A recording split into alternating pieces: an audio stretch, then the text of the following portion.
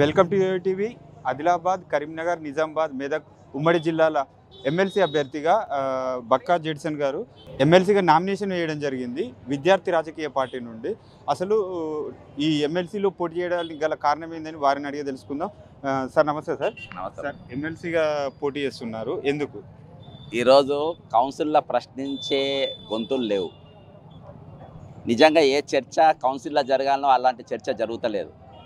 ఈరోజు ముఖ్యంగా నిరుద్యోగుల ఖాళీల గురించే కానీ, ఈరోజు తెలంగాణ అప్పుల మీదనే కానీ, ఈరోజు మరి సెక్రటరియల్లో జరుగుతున్నటువంటి ఒడిదుడుకులే కానీ, మరి ఈరోజు అనేకమైన అంశాలపైన తెలంగాణ అప్పుల గురించే కానీ, తెలంగాణకు రావాల్సిన రాబడుల గురించే కానీ, ఈరోజు సామాజికంగా ఎదుర్కొంటున్న సమస్యలపైన కూడా, ఈరోజు తెలంగాణ 7 లక్షల కోట్ల అప్పు ఎందుకయింది అనే అనేకమైన అంశాలు ఈరోజు ముందున్నాయి.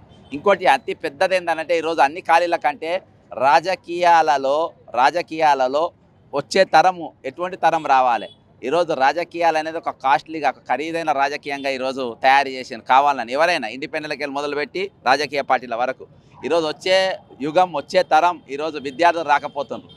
కాబట్టి ఆ విద్యార్థులకు రాజకీయాలు మేము కూడా చేయగలుగుతాం, రాజకీయాలు మేము నిలబడగలుగుతాం అనే ఆలోచన వాళ్ళకి రావాలని వచ్చే రోజుల్లో ఖచ్చితంగా జెడ్పీటీసీలు కానీ, ఎంపీటీసీలు కానీ చాలా వరకు విద్యార్థులు నిలబెట్టబోతున్నాం రేపు వచ్చే ఎన్నికల్లో. కాబట్టి ఈరోజు మేము నిలబడి వాళ్ళకు ఒక స్ఫూర్తి, ఎందుకంటే ఉత్తర తెలంగాణలో కొంచెం రాజకీయంగా చైతన్యవంతమైన జిల్లా, ఒక ప్రత్యేకమైన ఆలోచన గలటువంటి జిల్లా, తిరగబడే జిల్లా, అమాయకత్వం జిల్లా, ప్రశ్నించే జిల్లా. కాబట్టి ఈ జిల్లాలకు వెళ్ళి పోటీ చేస్తే ఖచ్చితంగా నేను అనుకున్న లక్ష్యాన్ని, ఏవైతే ప్రశ్నించే గొంతుకలు ఈరోజు అక్కడ చాలామంది మాట్లాడుతున్నారు ప్రశ్నించే గొంతుకలని, కానీ ఎక్కడైతే ఇష్యూస్ జరుగుతున్నాయో ఆ ఇష్యూస్ పైన స్పందన అనేది కొరవడింది. కాబట్టి ఆ స్పందించాలనే గొంతుగా నేను శాసన మండలికి వెళ్ళాలనే ఈ ప్రయత్నం గ్రాడ్యుయేట్స్ తరఫున చేస్తాను. ఓకే, ఎన్నికలు అంటే ముందుకు వెళ్ళడం అంటే చాలా వ్యయ ప్రయాసాలతో కూడినది విషయం. అంటే ఇప్పుడు మామూలుగా ఎమ్మెల్యే ఎలక్షన్ కావచ్చు, ఎంపీ ఎలక్షన్ కావచ్చు, ఆ రకమైన అంటే డబ్బు ప్రభావం ఎక్కువగా ఉంటుంది. అది ఈ గ్రాడ్యుయేట్ ఎమ్మెల్సీలో ఉంటుందా? ఉండే అవకాశం ఉన్నది. నేను అదే అంటున్నా, ఇప్పుడు గ్రాడ్యుయేట్ కొంచెం విశాలంగా ఆలోచించాల్సిన అవసరం ఉన్నది. గ్రాడ్యుయేట్స్ ఈరోజు ఇప్పుడు గ్రాడ్యుయేట్స్ అంటే దాదాపు యంగ్స్టర్సే. ఈరోజు కొత్త తరం రాకుంటే వచ్చే రోజులలో ఇంకా భయంకరంగా కాబోతుంది వచ్చే రోజులలో. కాబట్టి వచ్చే రోజులలో ఖచ్చితంగా వీళ్లకు అవకాశం రావాలనే ఉద్దేశంతో ఈరోజు రాజకీయాలు, ఇప్పుడు నామినేషన్ ఫీజు 5,000, 10,000 మధ్యలోనే ఉన్నది. మనం మొత్తం అవన్నీ కొడితే 10,000 కంటే 10-15,000 కంటే ఎక్కువ దాటది. కానీ మరి బయటికి వచ్చిన తర్వాత ప్రజాస్వామ్యబద్ధంగా ఈరోజు ప్రజలలో పోతుంటే ఇంతకాలం ఖర్చు ఎందుకు వస్తుంది? ఎవరు పెంచుతున్నారు? ఇది ప్రజల తప్ప, నాయకుల తప్ప? 100% ఎవరు తప్పు అనేది ఈరోజు ఒకరి మీద ఒకరు వేసుకునే పరిస్థితి లేదు. కానీ మనం ఒక ప్రయోగం చేసే తప్పే ఉన్నది. కాబట్టి ఈరోజు నేను ఏ విధంగా కొట్టాడినామో, మా ఉద్యమం ఏ విధంగా ఉండేనో ఇది అందరికీ కూడా ఈరోజు తెలంగాణ ప్రజలకు తెలుసు. కాబట్టి వచ్చే రోజుల్లో ఖచ్చితంగా నా లక్ష్యం ఏంటంటే విద్యార్థులను, సామాన్యులను ఈరోజు రాజకీయాలకు పరిచయం చేయాలనే ఉద్దేశంతో నేను పోటీ చేస్తున్నా. నేను ఖచ్చితంగా వాళ్ళు ఆర్థిక పరమైనంగా ఏ విధంగా ప్రయత్నాలు చేసినా కానీ ఈరోజు ఖచ్చితంగా నేను మాత్రము ఈరోజు నేను పెట్టుకున్న ఎజెండాను ఈ రెండే ప్రజల్లోకి తీసుకొని వెళ్తా. ఖచ్చితంగా వాళ్ళు ఏది ఓటుకు నోట్లు కానీ లేకుంటే అట్టకెళ్ళి ఆలోచించకుండా ఈరోజు ప్రజలు కూడా డిఫరెంట్గా ఆలోచించి నన్ను శాసనసభ పంపే ప్రయత్నం వాళ్ళు చేస్తారని నేను అనుకుంటున్నాను.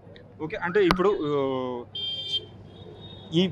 దీని వేదిక ఎందుకు చేసుకున్నారు? అంటే ఈ రాజకీయ పార్టీని మీరు చాలా సీనియర్ మోస్ట్ పొలిటీషియన్గా ఇదివరకు మిగతా పార్టీల నుండి కూడా అవకాశాలు వచ్చి ఉంటాయి, కానీ ఇప్పుడు ఈ విఆర్పిని ఎందుకు ఎంచుకున్నారు? టైటిల్ ఇది విద్యార్థుల రాజకీయ పార్టీ అని ఉన్నది. ఇది చర్చ జరగాలి. ఈరోజు విద్యార్థులు రాజకీయాలకు రావాల్సిన అవసరం ఖచ్చితంగా ఉన్నది. ఎందుకంటే ఈరోజు దొంగలు, లంచగొండులు, సెటిల్మెంట్ బ్యాచ్లు, అబద్ధాలు రాయటోళ్ళు, బ్లాక్మెయిలర్స్ ఇటువంటి మొత్తం వస్తుండ్రు. నిజంగా చదువుకున్న వాళ్ళు, విజ్ఞానవంతులు, కొంచెం సమాజం గురించి ఆలోచించే వారు రాజకీయాలకు దూరంగా ఉంటుండ్రు. కాబట్టి ఒక చర్చ జరగాలని కేవలము నాకు చాలా పార్టీలు ఆఫర్ ఇచ్చినాయి.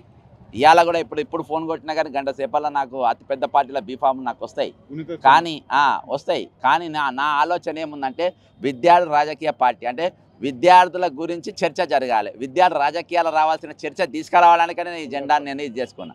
ఓకే, రాష్ట్రంలో కాంగ్రెస్ అధికారంలో ఉంది కాబట్టి అంటే ఇప్పుడు ఈ ఎమ్మెల్సీ ఫేవర్గా కాంగ్రెస్కి వచ్చే అవకాశాలు లేదంటారు? బ్రదర్, కాంగ్రెస్ పార్టీ ఇవాళ రేవంత్ రెడ్డి ఒక 50 ఏళ్ళ వెనుకకి తీసుకుపోయింది ఇక పార్టీని.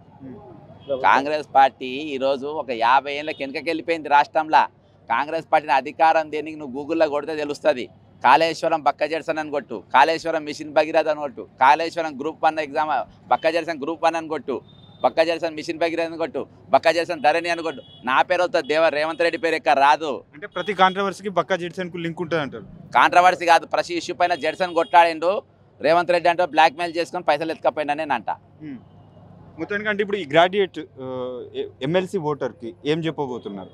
ఈరోజు నేను ప్రాణాలకు తెగించి ఒక సామాన్యుల తరపున నేను కొట్లాడినా.